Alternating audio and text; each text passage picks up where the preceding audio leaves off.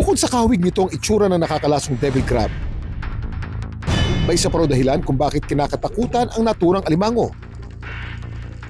Carnivore ang mga onse-onse. Kumakain sila ng mga kapwa hayop sa dagat tulad ng mollusks at crustaceans. At ang dahilan kung bakit ito kinakatakutan, parte daw kasi ng diet nila ang isang uri ng poisonous mollusk. Pero bakit kaya si Alan, pati ng ilang tao sa kanilang lugar, kumakain daw ng alimangong ito na hindi sila nalalason?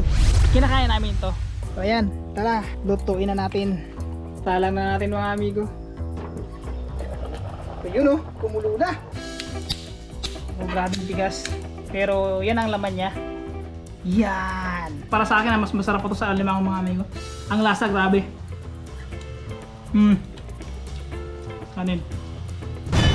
Grabing taba.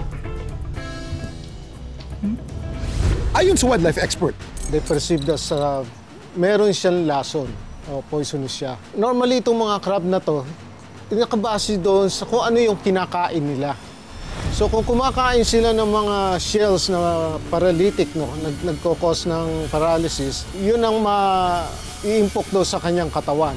So magkokos siya ng non-lason ika nga. But kung hindi sila nakakain nun, at na-avoid nila doon, o doon sa lugar na kinakainan nila, walang ganong klaseng mga poisonous na laman dagat, maaaring hindi ganong kataas yung toxicity nila.